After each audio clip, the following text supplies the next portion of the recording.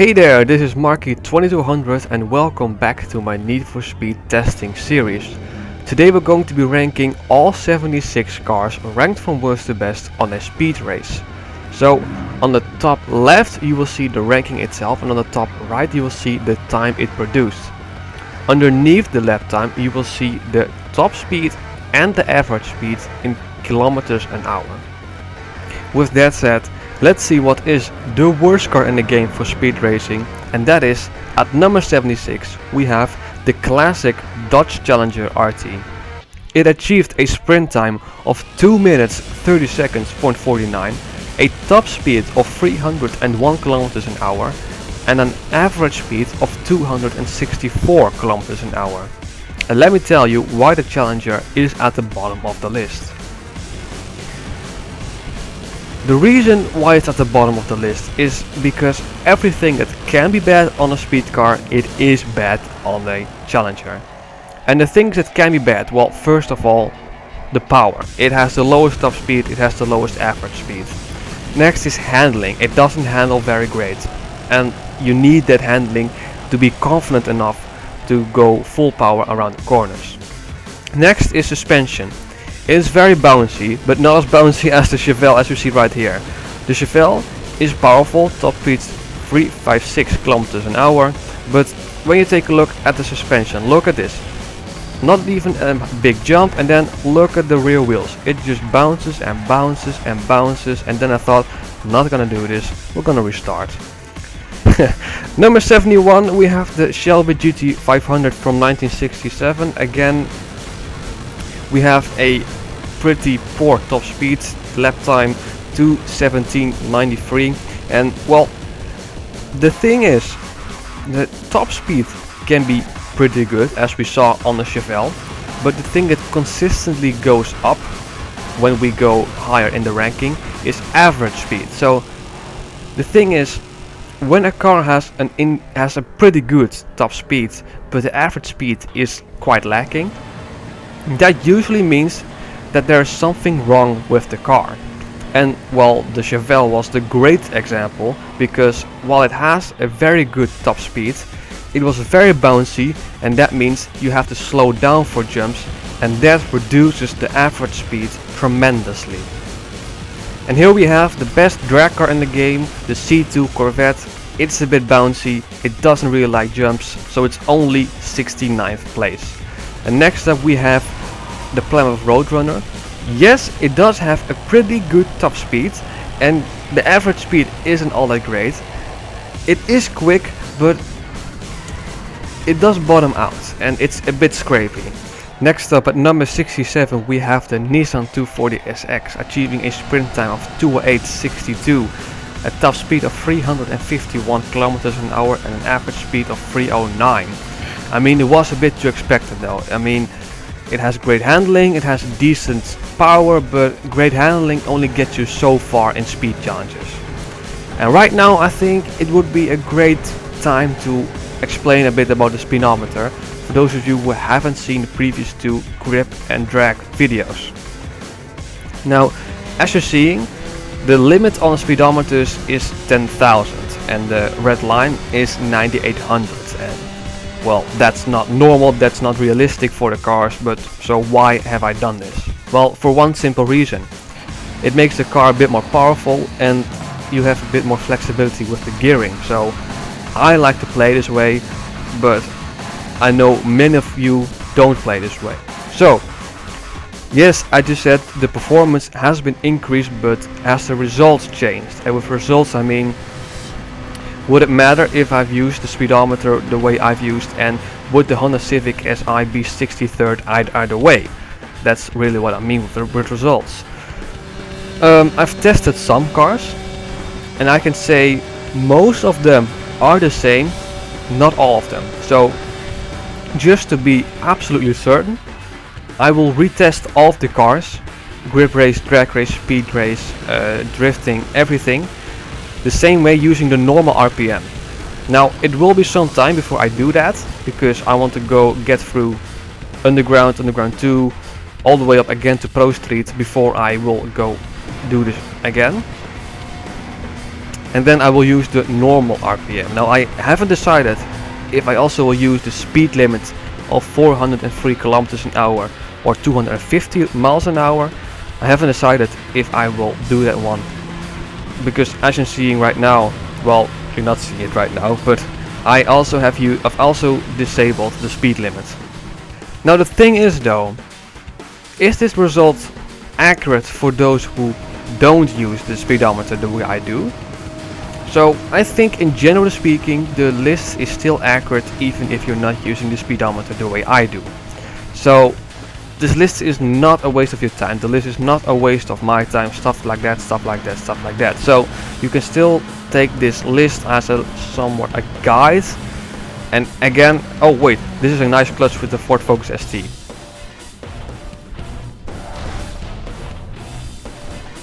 Obviously I didn't use that run as a lap time, but I thought it was a nice clutch to feature in the video, so there and there and there. So again, I will redo all of this somewhere in the future with the proper speedometer. Not sure if I will disable the speed limit, but that's the worry for that. So number 56 we have the Lotus Elise, same story like the Nissan 240 SX, decent power, great handling, again handling only gets you so far. Number 55 Porsche Cayman with a sprint time of 202.05, 381 top speed, 326 average speed. Now the thing is, I just said it before, but top speed, if the car is quite rubbish, top speed doesn't mean squat. The thing that consistently raises though is the average speed, so there's that. And next up at number 53 we have our first supercar in this list, the Lamborghini Gallardo Superleggera, lap time 2 minutes 99, top speed 379, average speed 329. I mean, yeah, I expected more from the Lamborghini.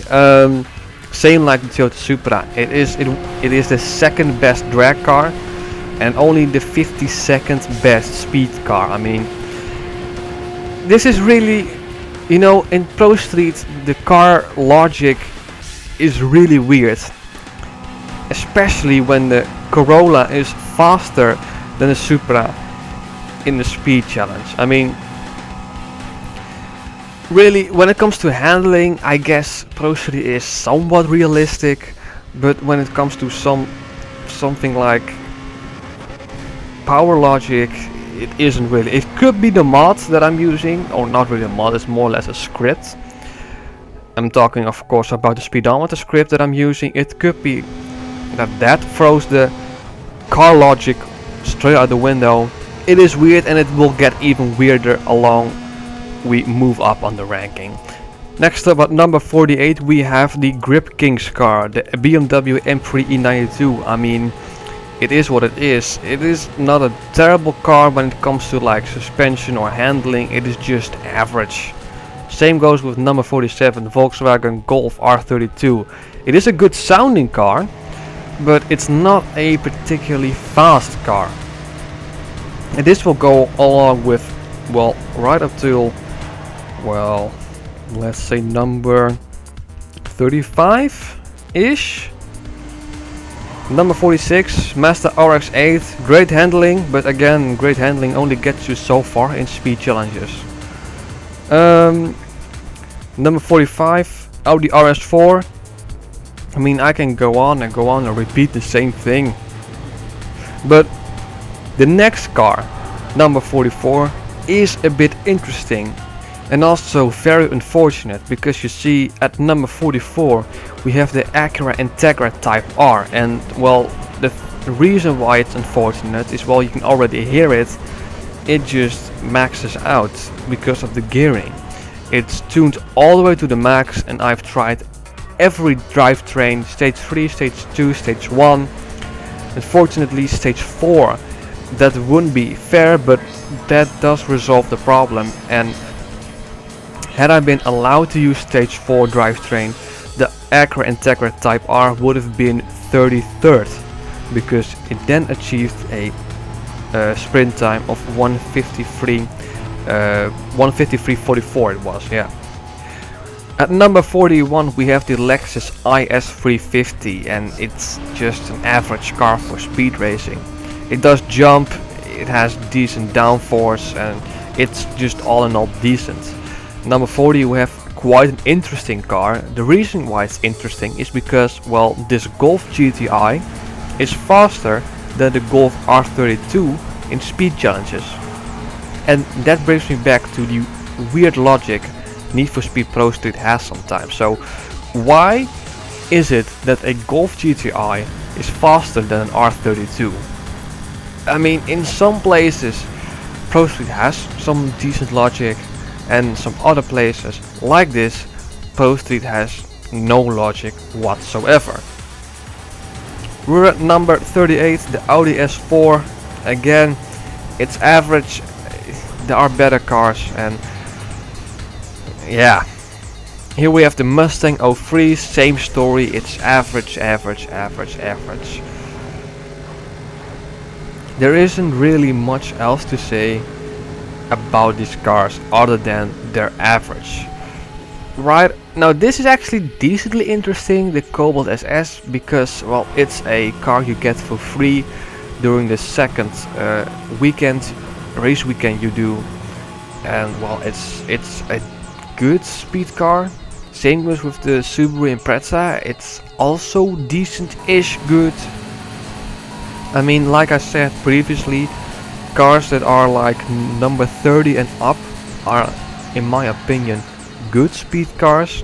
So when it comes to the Nissan GT-R Proto, I would have loved for this car to be good. It has a good top speed, but you saw some scraping from the floor. It does bottom out, and that's very unfortunate. Now we have the Corvette CO6 150 333. It's good. You can definitely win some races with it, but it's only 33rd, so it's not amazing. And here at number 32 we have the Dodge Viper SRT10. Again, it's a good car, but it's not amazing. I do like the sound of it, and there is a way to get it for free during a challenge weekend, same like the Pontiac GTO. You can get it for free at a super promotion event from React Team Sessions, that was it. It is great for drag racing, it is decent for grip, and it's decent for speed racing. Then we go to the Chevrolet Corvette C6. It's better than the Z06, which is, again, decently weird, since the Z06 should be faster in theory, but there you go, number 30, the Corvette C6. Number 29 we got the Nissan Silvia. Quite unexpected, given that this is a handling wise car and not so much a power car, but there you go, number 29, 152 41 4010, top speed wise 354, average speed wise. And number 28 we have the Lancia Delta Integrale, which is actually a very fun car, quite interesting car, and quite unexpected that it got up so high at number 28. And here we have the Drag Queen's car, and it's at number 27 with stage 3 parts, but once you beat the Drag Queen and you get her Mustang with a lot of stage 4 parts, it is genuinely amazing for speed racing. But this list is for stage 3 parts, and again, when you get her with stage 4 parts, well, it's an amazing car. Number 26, 350Z, again, it's good, not great. And here at number 25 we have the Lamborghini Murcielago LP640, which is a great speed car. 151.03, 415 top speed, 358 average speed. It can definitely beat Rio, you can definitely finish the game. Same goes with the Pagani Zonda F, although some of you might have expected this to be a bit better, but it hasn't got that much power. It has got great handling, but again, great handling only gets you so far in speed racing. Now this was quite interesting, the Seat Leon Cupra beating the Pagani Zonda F. It achieved a lap time of 150.22, 430 top speed, 361 average speed. I mean, it's a great car for grip racing, it's a great car for speed racing. You can't go wrong picking this car. Same goes with the Audi R8, the car that Darius uses in Need for Speed Carbon. 150 dead, we've reached the 150 mark, 439 top speed, 362 average speed. Number 21, Lancer Evo 9.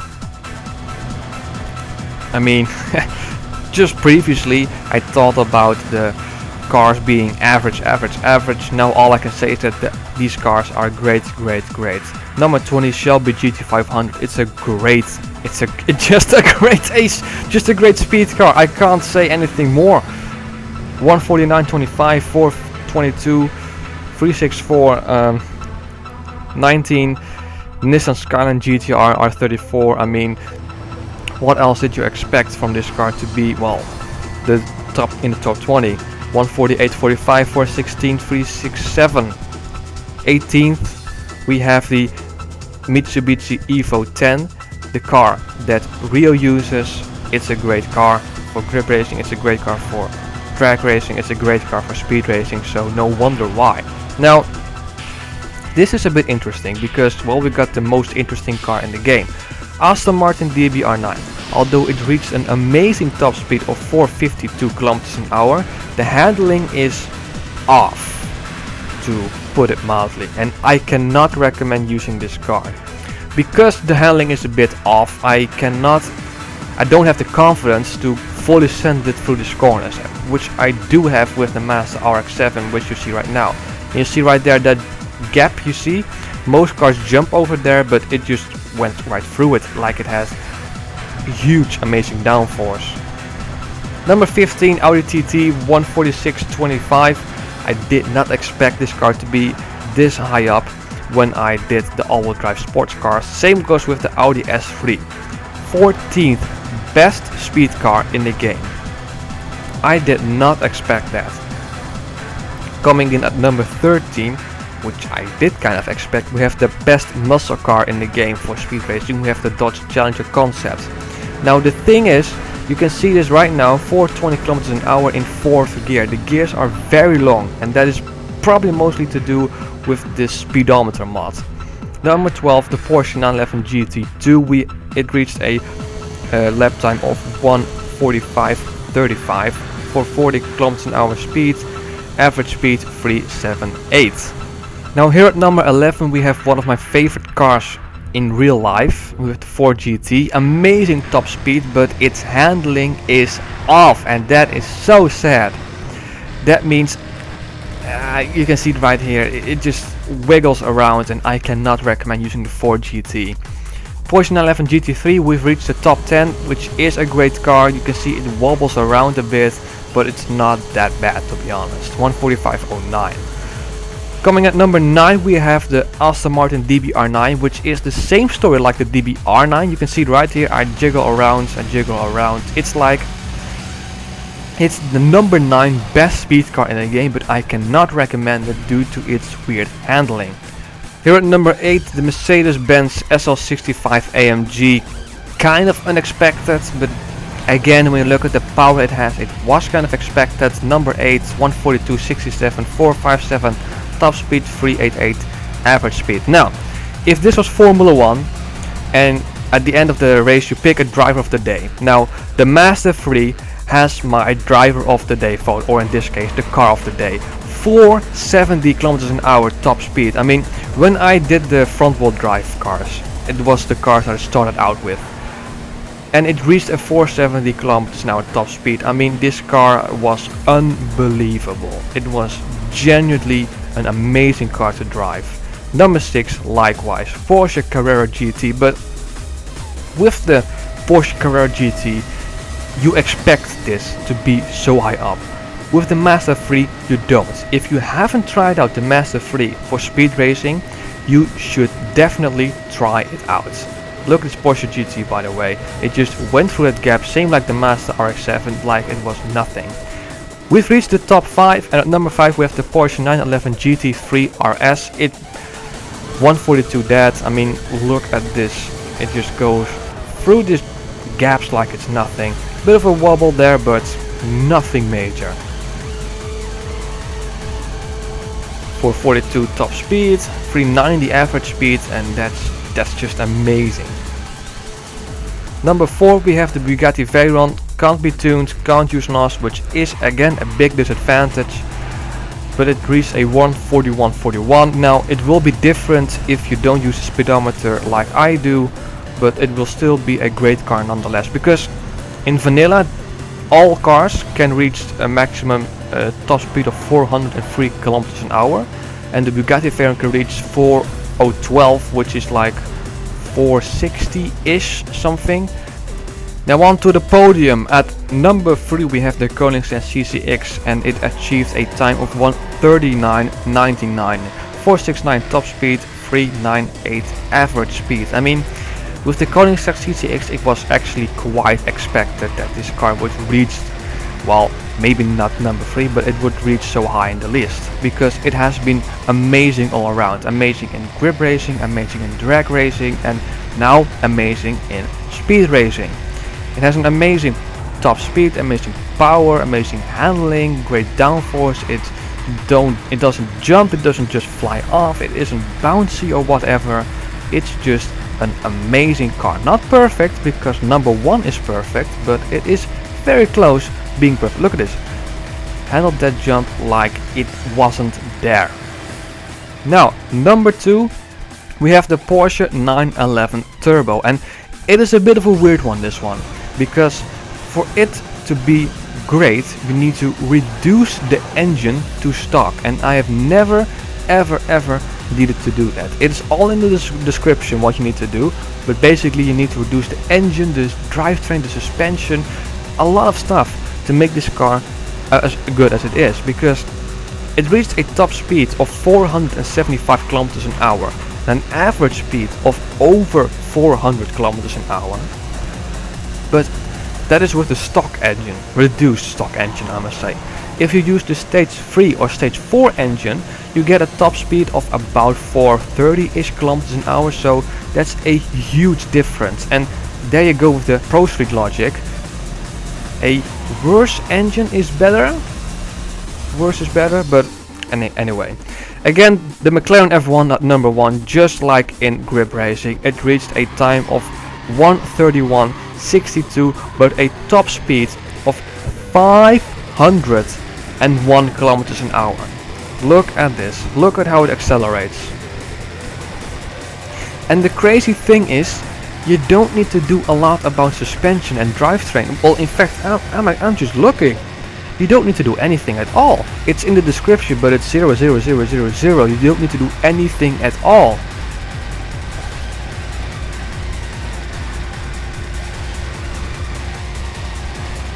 .434 kilometers an hour average speed. I mean, it's just crazy. Look at this jump. Look at this jump. Like it isn't there.